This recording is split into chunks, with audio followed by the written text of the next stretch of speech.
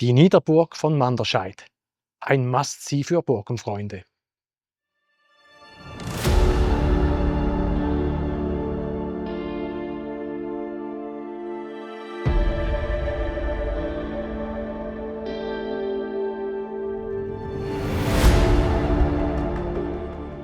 Die Niederburg war günstig gelegen, denn von hier aus konnte man die Straße im Tal unten kontrollieren. Oder sogar sperren, wenn Konflikte drohten. Die Niederburg von Manderscheid ist eine der eindrucksvollsten Burganlagen in der Eifel. Sie liegt auf einem Felsen, nur einen Steinwurf entfernt von der Oberburg. Über letztere haben wir ebenfalls eine Doku veröffentlicht. Wie bei der Oberburg kann der genaue Zeitpunkt der Erbauung nicht bestimmt werden. Archäologische Untersuchungen könnten hier Licht ins Dunkel bringen. Es wird jedoch davon ausgegangen, dass die Niederburg die jüngere der beiden ist.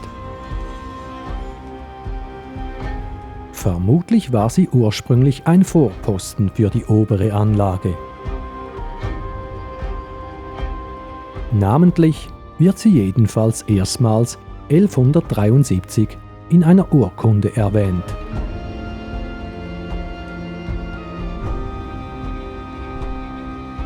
Die Herren von Manderscheid tauchen zwar bereits 1133 auf, doch von einer Burg ist in jedem Schriftstück scheinbar nicht die Rede. Zum Zeitpunkt der oben erwähnten Erstnennung residierten sie jedoch bereits auf der Burg und fungierten als Vögte der Abtei Echternach, welche in Luxemburg liegt.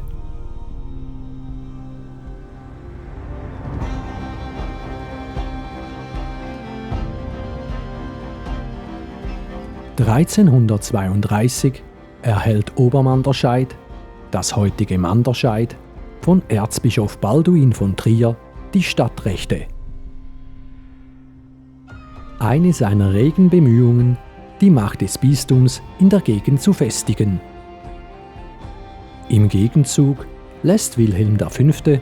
die Burg Niedermanderscheid erheblich vergrößern und weiter befestigen.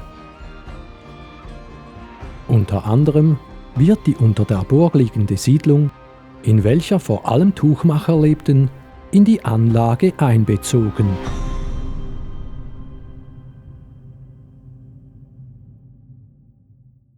Wer die Burgruine heute besucht, findet eine äußerst mächtige Anlage vor, welche in mehreren Terrassen angelegt ist.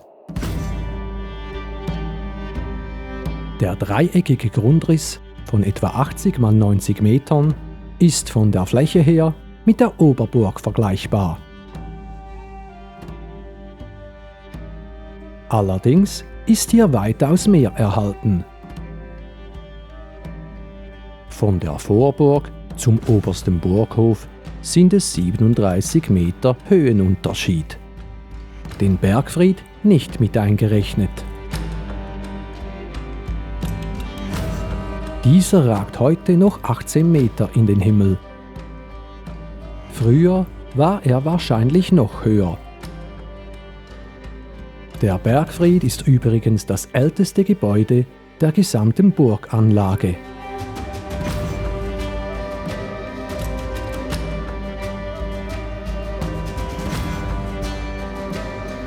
Erzbischof Balduin von Trier wurde die Nachbarsburg wohl langsam zu mächtig. Seine Reaktion auf den militärischen Ausbau der Burg kommt ein paar Jahre später. Vom 6. Mai 1346 bis zum 21. Oktober 1348 lässt er die Burg unter Mithilfe von Graf Wilhelm von Jüllich belagern. Sie schaffen es jedoch nicht, Niedermanderscheid einzunehmen. Die Schäden an der Burg müssen jedoch erheblich gewesen sein. Erst 1427 sind alle behoben.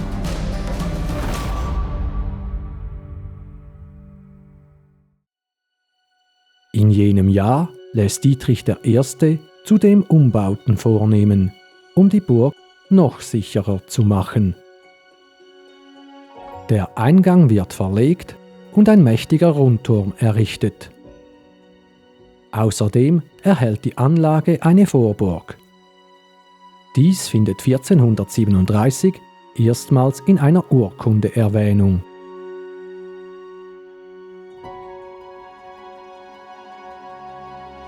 (1457) ist ein großes Jahr für die Manderscheider. Kaiser Friedrich III. Erhebt Dietrich III. In den Grafenstand. In der Folge baut dieser seine Macht aus und macht seine Familie zu einem der angesehensten Adelsgeschlechter in der Eifel.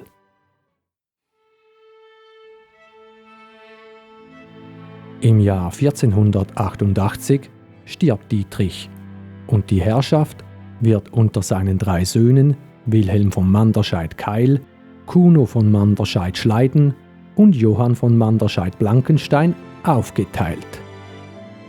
Die Niederburg fiel dabei an Johann. Ab diesem Zeitpunkt wurde sie nicht mehr bewohnt, sondern nur noch verwaltet.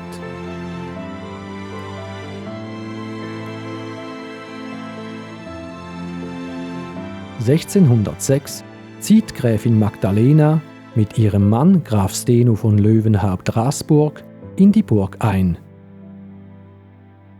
Der Graf versucht, die Lehren von Martin Luther zu etablieren, was die katholische Kirche natürlich nicht gutiert. Auf ihr Drängen hin lässt Kaiser Ferdinand II. Burg Niedermanderscheid durch Erzherzog Albrecht von Österreich belagern. Schlussendlich wird Graf Steno gefangen genommen. Er kann jedoch später fliehen.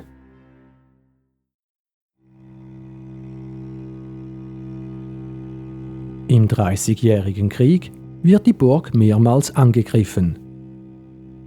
Die Schäden müssen gravierend gewesen sein.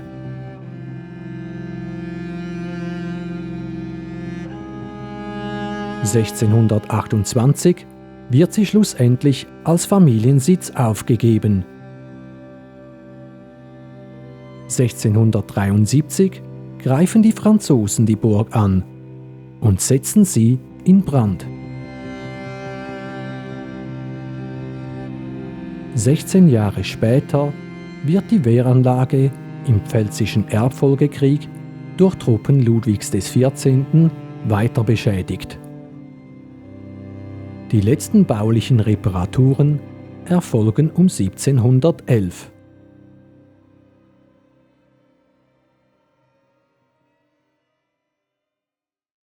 (1780) erben Augusta aus der Linie Manderscheid-Blankenheim und ihr Mann Graf Philipp Christian von Sternberg die Burg.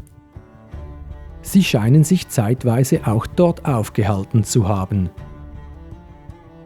1794 müssen sie vor den heranrückenden französischen Revolutionstruppen auf ihre böhmischen Besitzungen fliehen und die Anlage bleibt danach verlassen. Zur Ruine geworden wird Niedermanderscheid 1818 auf Abbruch versteigert und geht danach durch zahlreiche private Hände. 1899 kauft der Eifelverein die Niederburg und nimmt im 20. Jahrhundert mehrmals Sanierungsarbeiten an ihr vor. Seit 2018 ist sie im Besitz der Stadt Manderscheid und wird vom örtlichen Burgenverein als Pächter betreut. In den Sommermonaten kann sie besichtigt werden.